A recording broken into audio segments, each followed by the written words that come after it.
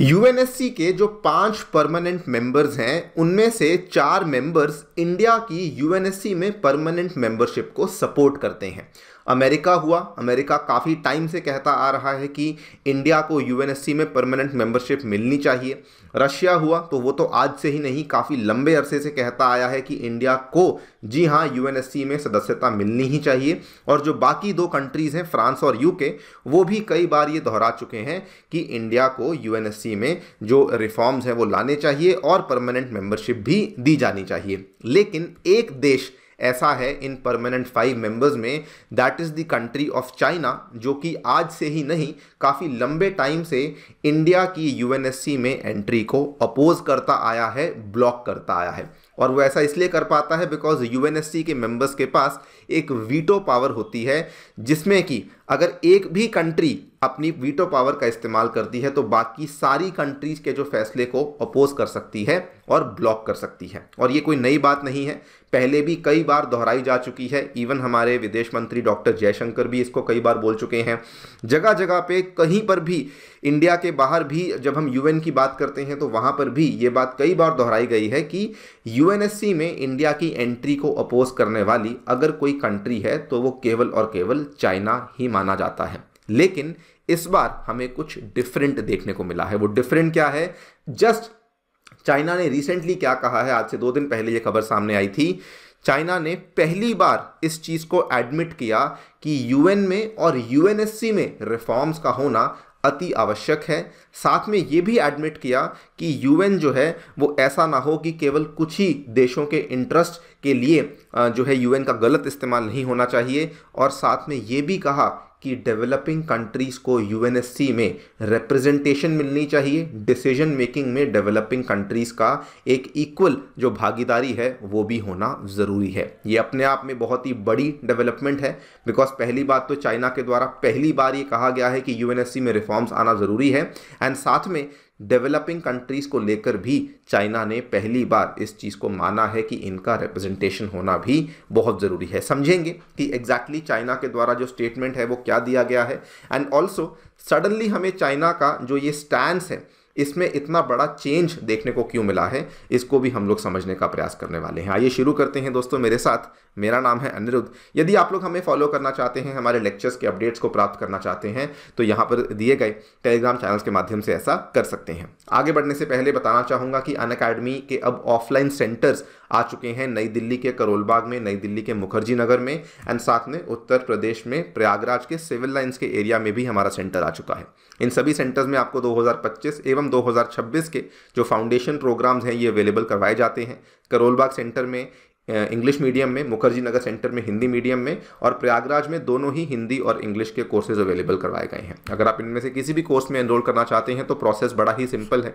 नीचे दिए गए डिस्क्रिप्शन बॉक्स में बिटली लिंक है छोटा सा एक, वहाँ पर जाकर के क्लिक कीजिए, अपनी जानकारी भरिए, मेरा ये वाला कोड भरिए, और हमारी तरफ से काउंसलर आपको रीच आउट करेंगे और आपकी जो भी क्वेरीज हैं उनको सॉल्व किया जाएगा और आपके एनरोलमेंट प्रोसेस को आसान किया जाएगा। ऑल राइट, आज से दोस्तों 10-12 दिन पहले की बात है, भारत में रायसीना डायलॉग को आयोजित किया गया था। रायसीना डायलॉग में हमारे विदेश मंत्री डॉक्टर जयशंकर एक टॉक दे रहे थे, जिसमें कि उन्होंने चाइना को रेफरेंस ना देते हुए ये कहा कि यूएनएससी में सुधार नहीं हो पा रहे हैं और उसके पीछे जो मेन कारण है वो कोई वेस्टर्न कंट्री नहीं है, जिसका मतलब बेसिकली ये था कि इसका जो मेन कारण है वो चाइना ही है, क्योंकि अकेली वही कंट्री है जिसकी वजह से यहाँ पे चेंजेस नहीं आ पा रहे हैं। इन्होंने कहा there is an imminent need for a radical change in the global order, but the biggest opposer to the UNSC reforms is not a western country. जैसे ही ये स्टेटमेंट आया उसके बाद हमें देखने को मिला कि चाइना के द्वारा पहली बार इस चीज़ को कहा गया है कि यूएनएससी में रिफॉर्म्स का होना बहुत ज़रूरी है। चाइना ने कहा that UNSC reforms should benefit all member states rather than serving the selfish interest of a few. मतलब कि ऐसा ना हो कि केवल कुछ ही कंट्रीज के सेल्फिश इंटरेस्ट को पूरा हो रहा है, लेकिन रिफॉर्म्स ऐसे होने चाहिए जिससे कि सारे जो मेंबर स्टेट्स हैं यूएन के, उन सभी को बेनिफिट होना ज़रूरी है। चाइनीज़ फॉरेन मिनिस्ट्री की प्रवक्ता है माओ निंग, उनके द्वारा ये स्टेटमेंट दिया गया कि जो सुधार हैं, जो रिफॉर्म्स हैं, they must be done in order to seek the broadest possible consensus. उन्होंने कहा कि उसमें thorough serious and thorough consultations होनी चाहिए यूएनएससी रिफॉर्म्स को लेकर। एंड इनके द्वारा दिए गए स्टेटमेंट का सबसे बड़ा जो हाईलाइट मैं यहाँ पे कह सकता हूँ वो ये था, she said that the reform of the security council should effectively increase the representation and the से of developing countries and give more small and medium sized countries the opportunity to participate in the decision making of the organization। तो ये सबसे बड़ी highlight थी, because आज दिन तक China ने कभी भी इस चीज़ को एडमिट नहीं किया कि दूसरी कंट्रीज को हमें यूएनएससी में लाना चाहिए। एंड इवन दो इन्होंने इंडिया के ऊपर डायरेक्टली कोई रेफरेंस नहीं दिया, लेकिन इन्होंने मेंशन किया कि डेवलपिंग कंट्रीज का होना ज़रूरी है और स्मॉल और मीडियम साइज कंट्रीज को भी मौका मिलना चाहिए कि वो यूएन की डिसीजन मेकिंग के अंदर अपनी जो पार्टिसिपेशन है वो कर सकें। सबसे बड़ा सवाल यही आता है कि सडनली हमें चाइना का जो स्टैंस है ये देखने को ऐसा क्यों मिल रहा है। देखिए, एक टाइम पे कहा जाता था कि चाइना की इकोनॉमी इतनी बड़ी बन चुकी है, इतनी तेज़ी से ग्रो कर रही है कि वो अमेरिका को बड़ी आसानी से पीछे छोड़ देगी। लेकिन पिछले 4 सालों से हम लोग देखते आ रहे हैं कि चाइना की इकोनॉमी की हालत काफ़ी ख़राब है। एंड इवन दो पूरे दुनिया भर में हमें रिवाइवल के साइंस देखने को मिल रहे हैं, लेकिन चाइना जो कि अपनी इकोनॉमी के दम पर इतना आगे बढ़ा था, उसकी इकोनॉमी की हालत अभी भी प्रॉपरली रिवाइव नहीं हो पाई है। उनकी प्रॉपर्टी क्राइसिस जो है वो सॉल्व नहीं हो पाई है, क्योंकि बहुत ही क्लोज्ड इकोनॉमी है तो बहुत सारी बातें बाहर भी नहीं आती हैं। और उनकी इकोनॉमी अगर नीचे जाती है तो चाइना के जो पूरी पॉलिटी है, चाइना के जो प्रेसिडेंट हैं, उनकी पावर पे भी काफ़ी नेगेटिव इम्पैक्ट आता है। तो देयर इज़ अ पॉसिबिलिटी कि चाइना अपनी इकोनॉमी को रिवाइव करने के लिए, अपने एक्सपोर्ट्स को बढ़ाने के लिए, अपने ट्रेड को, अपने व्यापार को बढ़ाने के लिए शायद इस तरह के सुधार यहाँ पे लाने की बातचीत कर रहा है। रिसेंटली आपने देखा होगा WTO में भी चाइना के द्वारा एक इन्वेस्टमेंट फैसिलिटेशन का प्रपोजल लाया गया था, जिसमें कि चाइना बेसिकली ये मांग कर रहा था कि जो भी डेवलपिंग कंट्रीज़ हैं उनकी मार्केट का एक्सेस चाइना को मिलना चाहिए। लेकिन थैंकफुली इंडिया के द्वारा उस प्रपोजल को ब्लॉक कर दिया गया था। सो क्लियरली चाइना अपनी इकोनॉमी और साथ में अपनी पॉलिटी को प्रोटेक्ट करने के लिए काफ़ी सारी चीज़ें करने पे आ चुका है, काफ़ी डेस्परेट हो चुका है। और उसी केस में चाइना ये यहाँ पे कोशिश कर रहा है कि किसी ना किसी तरीके हम लोग यूएनएससी में भी अब रिफॉर्म्स को लेकर आएँ। अगर ये होता है तो डेफिनेटली बहुत बड़ी बात है, लेकिन this is not very easy.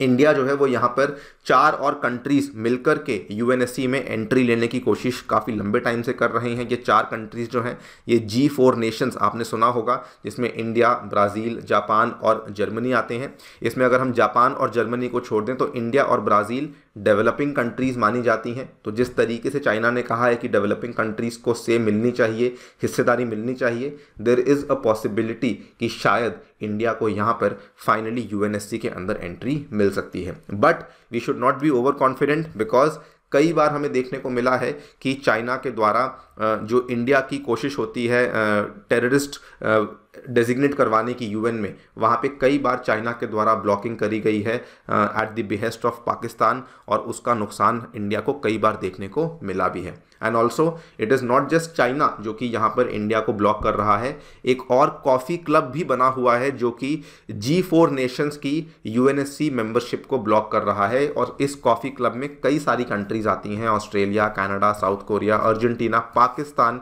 Italy, Spain जैसे देश भी आते हैं। तो ये भी एक बड़ा चैलेंज होगा कि इवन दो अगर मान लीजिए चाइना यहाँ पर मान भी जाता है तो उसके बाद भी कुछ ना कुछ चैलेंजेस कॉफ़ी क्लब की तरफ से भी हमें देखने को मिल सकते हैं। लेट्स सी क्या होता है। बट ये जो चाइना के द्वारा स्टैंस चेंज किया गया है, this is definitely a welcome stance, और अगर ये होता है तो इसका फ़ायदा इंडिया को ही देखने को मिलेगा। और देखिए, यूएन में रिफॉर्म होना बहुत ज़्यादा ज़रूरी है। Otherwise like India said, India पहले भी बोल चुका है कि अगर यूएन में रिफॉर्म नहीं आता है, अगर यूएनएससी में सुधार नहीं आता है, तो यूएन जो है वो अपने आप में एक संस्था बिल्कुल ख़त्म हो जाएगी, बिल्कुल बंद हो जाएगी, और दूसरी ऐसी संस्थाएं सामने आ जाएंगी, दूसरी ऐसी ऑर्गेनाइजेशन सामने आ जाएंगी जो कि यूएन को भी सुपरसीड कर देंगी। छोटी छोटी प्लूरीलेटरल, मल्टीलेटरल संस्थाएं सामने आएंगी जो कि यूएन को कंप्लीटली सरपास कर देंगी, उसको ख़त्म कर देंगी। बाकी आप लोग क्या सोचते हैं हमें डेफिनेटली बताएं हमारे कमेंट सेक्शन में। जाने से पहले बताना चाहूँगा कि हमारे ऑफलाइन सेंटर्स में दोस्तों free demo classes, 1-on-1 membership, free magazine, library, wifi access जैसी चीज़ें भी आपको अवेलेबल होती हैं।